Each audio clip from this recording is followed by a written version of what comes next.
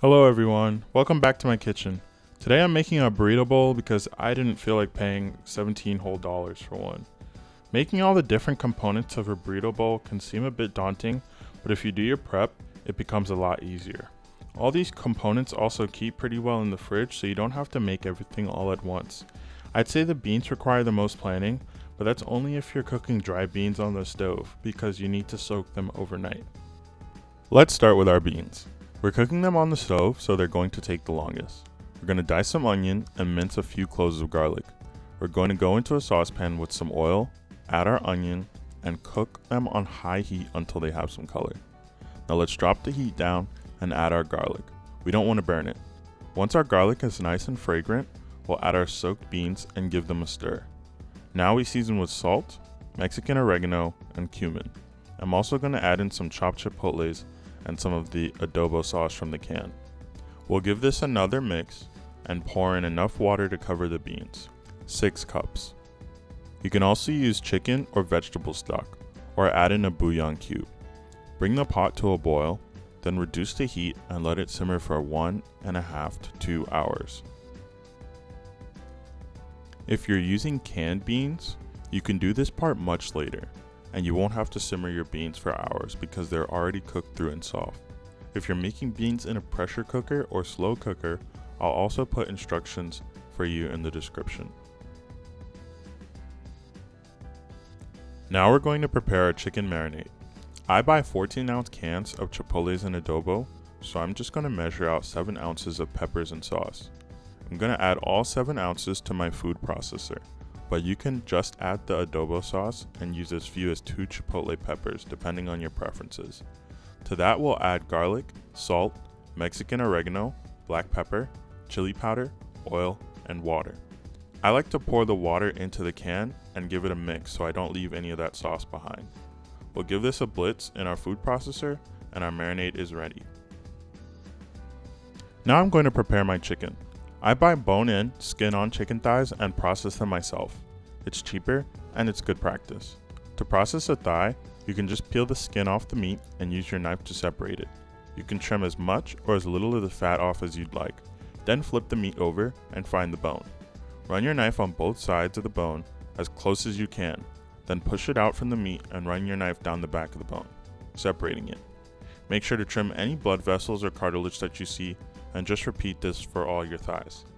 This recipe is for 4 to 6 chicken thighs, about 1 to 1.5 pounds of chicken thighs, but the marinade works with many proteins. I've used this marinade with skirt steaks and shrimps, so use whatever you'd like. Once our thighs are ready, we'll mix them up with our marinade and let those sit covered for at least 30 minutes. Don't forget to bag up those bones and skins and throw them in the freezer for stock and schmaltz. Now we'll start our fajita veggies. Onions and peppers are a must when I get Chipotle, though Cabo Bob's, a local favorite here in Austin, does onions, poblanos, and yellow squash with zucchini, which is also great. You can use whatever color bell pepper you like. I'm using red because they're my favorite, and I try to always have some on hand. Anything except green is fine. Green bell peppers are the worst.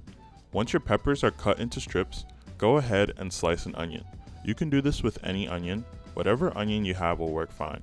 I tend to buy red and yellow onions. Throw these in a pan on medium-low heat with some salt and oil. Give them a stir occasionally.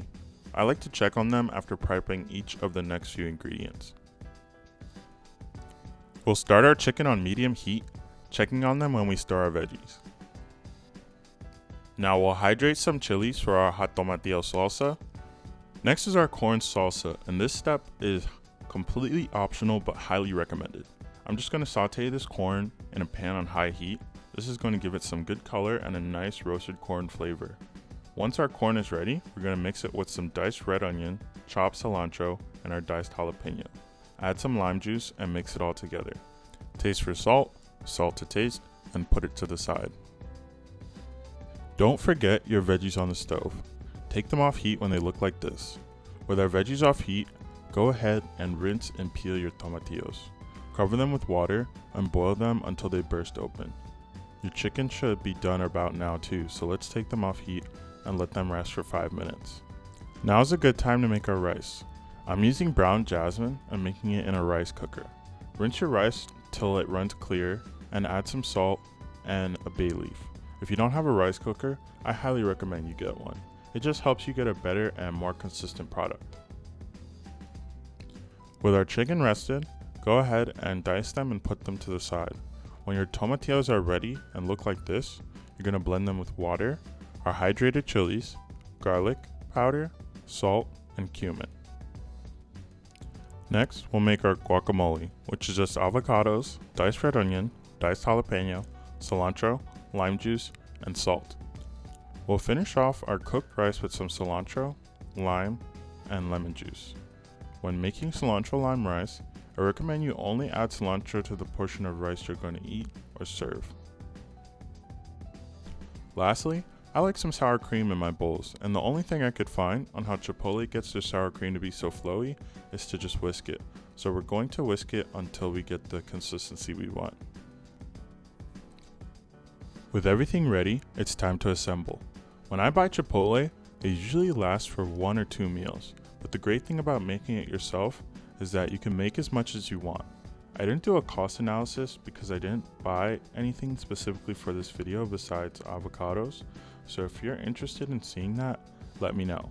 You can prep as much of each component as you want, and they're all pretty flexible.